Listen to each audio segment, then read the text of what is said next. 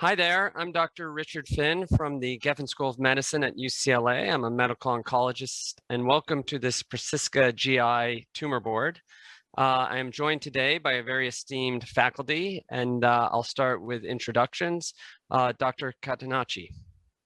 Hello, I'm Dan Catenacci. I'm a GI medical oncologist and director of the GI oncology program at the University of Chicago. Hi, I'm Marty Weiser. I'm a surgical oncologist at Memorial Sloan Kettering Cancer Center in New York City. Hi, I'm Darren Keyes. I'm both a interventional and diagnostic radiologist at the Piedmont South Imaging Center, covering 2 hospitals southwest of Atlanta. Hi, I'm Pritesh Patel, a radiation oncologist focusing on GI malignancies at Emory University in Atlanta. So here we have a 58-year-old lady with oligometastatic descending colon adenocarcinoma with bilateral pulmonary metastases, status post partial colectomy, revealing a pathologic T3N0 tumor. It is positive for a KRAS mutation, G12D, no other mutations. What would be the recommendations for treatment? So the patient presented with nausea, vomiting, and abdominal pain, ECOG performance status 1. This patient is generally a healthy person, no comorbidities, no tobacco or alcohol use, no family history. In March of 2018, the patient has staging studies, which include a CT of the chest, abdomen, and pelvis.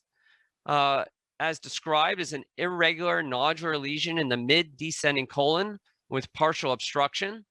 And there are bilateral pulmonary nodules, including a 1.4 centimeter left lower lobe nodule and a 1.3 centimeter right infrahilar nodule suspicious for metastatic disease. Dr. Kreis, could you walk us through the imaging? Sure. So these are 3 axial CT images. The top left image is a contrast enhanced image through the lower abdomen, which shows in the descending colon there's an irregular, irregularly shaped, partially obstructing, nearly circumferential lesion, arising off the colon. You can see some adjacent fat stranding, but this is fairly characteristic of a adenocarcinoma. I don't see any evidence of any nodal disease on this single image here. The 2 other images are within the chest, and these are lung windows, which we're looking at. Incidental finding of some calcified lymph nodes in the right hilar region, which is probably related to prior granulomatous disease. On the top right image, just beneath those calcified lymph nodes, it's a little hard to discern from the adjacent vasculature, but I suspect there's a rounded mass just posterior to the airways there that is about 1.3 centimeters in size. I think that's our nodule on the right lower lobe, and that would be fairly consistent with metastatic disease. On the bottom image on the left, there's kind of an irregular mass-like opacity. It looks like there may be some associated atelectasis in that region. There's a dense linear structure there too as well, which is a little hard to make heads or tails of on this single image. We need to scroll up and down, but all of these findings are, in this patient would be consistent with pulmonary metastatic disease. So we'll continue with some more history.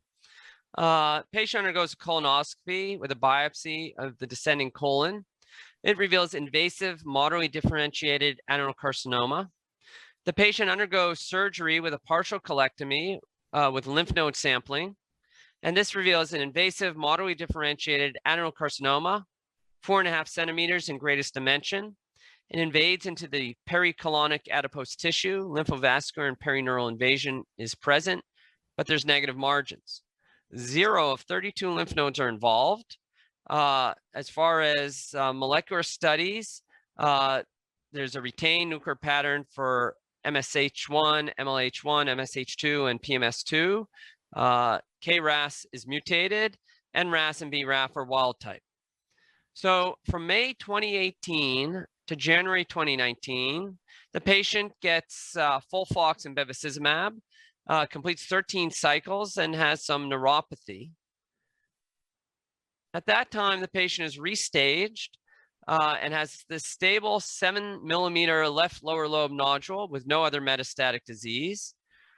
The patient underwent a wedge resection of the left lower lobe with mediastinal nodal sampling and revealed residual metastatic adenocarcinoma with treatment effect, 0 out of 3 lymph nodes involved. So what would be the recommended treatment at this time? So my understanding of this case is the patient actually presented with potential metastatic disease, ended up undergoing resection, presumably for local control, received adjuvant chemotherapy with evidence of effect in the chest, and then underwent resection of residual chest disease, which revealed residual tumor, but at this time is tumor-free, at least by imaging. So to build some discussion here, Dr. Weiser, this patient presented with metastatic disease. What is your feeling about resecting the primary? Is that required? That's an excellent question, and there are some ongoing studies to actually look at that. Do you remove the primary tumor in an asymptomatic person? Often we receive a colonoscopy report saying that a lesion is near obstructing, meaning they couldn't get the adult colonoscope above it, but they're clinically not obstructed. I usually go by the exam more than, say, the colonoscopy report. If they're not clinically obstructed, then I think, for instance, we could treat with systemic chemotherapy. This is important when the oligometastatic disease, say, is in the liver and you're thinking of doing a combined resection in the future. You may want to give some systemic treatment and then undergo a combined resection. In this setting, since there's small volume disease in the lung, it seems that it was reasonable to take out the primary disease in the descending colon. As we know, the lung disease can play out over many years. Actually, I think their treatment was quite appropriate and aggressive. So I think I'm in favor of it. Yeah, it's an interesting case because at surgery, we found there was 0 out of 32 lymph nodes, yet this is a colon cancer that's presenting with isolated lung mets. Dr. Catenacci, would you have pursued a biopsy of the chest beforehand or a PET scan or just assume based on the imaging that this was metastases or not? Yeah, I think if there's ever any doubt, certainly a PET scan can give us a better look at more lesions, a little bit more sensitive to ensure you know what you're starting at baseline if you are going to call this oligometastatic, so you know what you're dealing with to begin with. But in terms of a biopsy, if, say, for example, this was hot on PET and there was no other evidence of disease, we probably would not go and biopsy a lung nodule in that setting, but call it sort of what it appears to be and then move on with therapy. And then in terms of your question about, preemptively going and getting the primary tumor, as noted, and I think as you were pointing out in your question, is that even necessary? In the setting of an overt stage 4 disease, I think that practice is now should be sort of halted based on some prospective randomized data that show that it doesn't provide any benefit. If it's not necessary from a symptom standpoint or a complete obstruction standpoint, it's not necessary. But in this setting, an oligometastatic disease where the intention is with curative intent at one point, then clearly that's going to be part of the formula. But when and the sequence of it could be a question. And in this case, I agree. I mean, it's quite reasonable. There was a solitary lung nodule, maybe a hilar node. And so they took out the primary tumor and then they're going to focus on the metastatic lesion later. I think that that's completely adequate. Yeah, so it sounds like this patient might have had some symptoms. They were nauseous, vomiting, right? Maybe that intermittent obstruction. So probably that pushed them towards surgery. And I guess this definition of oligometastatic disease, I mean, this patient had a potential lymph node. I find it interesting. Their surgical approach was pretty aggressive, right? Dr. Patel, sometimes we see oligometastatic disease in the chest and we say SBRT or radiofrequency ablation. What is your thought on those approaches for a case like this? Yeah. Versus surgery, I would say. I would have wanted a PET or a biopsy, and if we were going to treat with radiation. But our practice at our institution certainly is surgery first, if at all doable, for the liver or the lung, and then if not, we would consider SBRT. That the lesion on the right, which is perihilar, that might be a more difficult surgical resection. And although it's not apparent on the most recent imaging, I would worry that we might see that one again, and that might be a place where SBRT is utilized. I guess, Dr. Kreis, you do some interventional radiology. would you have considered an ablation here over surgical resection, or? You know, lung ablation is certainly an option for metastatic disease in the chest like this, and certainly the lesion in the left lower lobe could have easily been targeted. The lesion on the right, being close to the airway and the hilum, would have been a little tricky to do a percutaneous ablation, but certainly it could be considered. You know, the choice between ablation and SBRT, a lot of it is very institutionally based, but certainly I think there are some advantages to a non-invasive approach for this patient. You know, I think in some cases, if you needed a fiducial, or if you really wanted a biopsy done, in those cases, if you're gonna puncture the lung anyway, my feeling is you can do a combined case where you do a biopsy and then also do the ablation right after. You know, so you have tissue and then you've taken care of it. If you don't need a biopsy, or if you don't need a fiducial or anything like that, I think probably a non-invasive approach would be the way to go. But they're both options with similar, local control rates and outcomes. So this is a question for us for this case, is what do we do now? And the thing that I find provocative here is that, the patient had surgery, the local problem is taken care of, no nodes, got chemotherapy, which I would argue was not for adjuvant, but to treat maybe the metastatic disease, and has had an excellent response. All the disease on the left has been cut out. And the question still remains, this lesion on this perihilar node had a great response. So do we stop and observe? Is there a role for further chemo, or maybe even radiating that lymph node?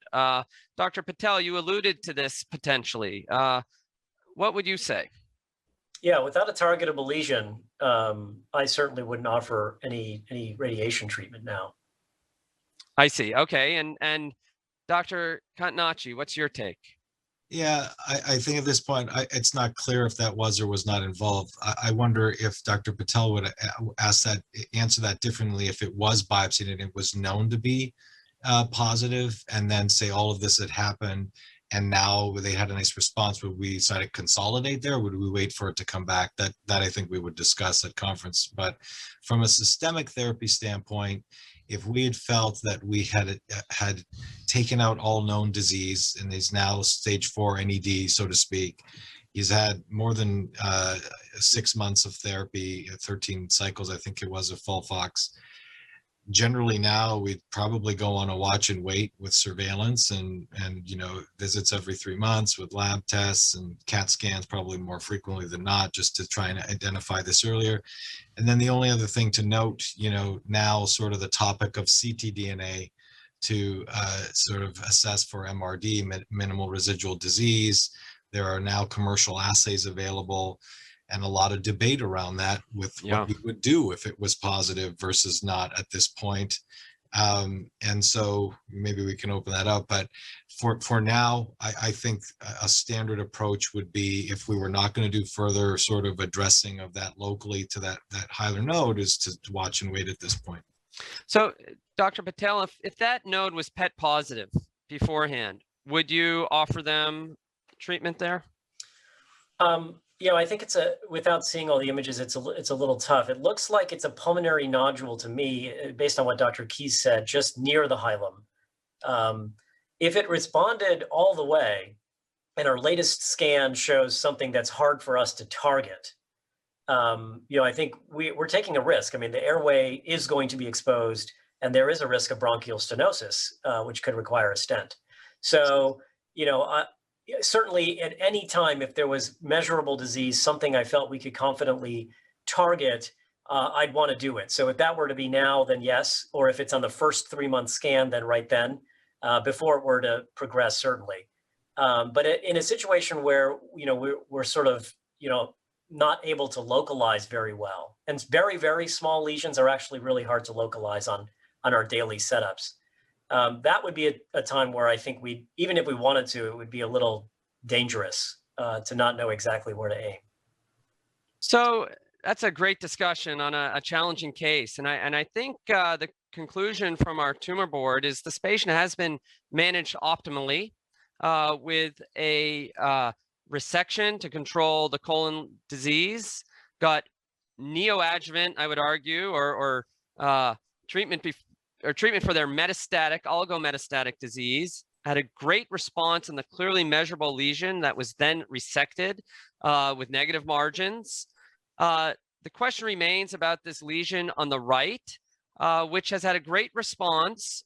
And we would say this patient is at high risk for recurrence, but there's really no role for further intervention other than close surveillance. And probably close surveillance at this point means regular imaging, clinical follow-up, blood work, the idea of ctDNA following that, possibly with the Entera platform or one of the other platforms. But personally, I don't see a real advantage of that. I think it just adds anxiety maybe for this patient. We know they're clinically high risk for recurrence, and probably just close follow-up is the most appropriate.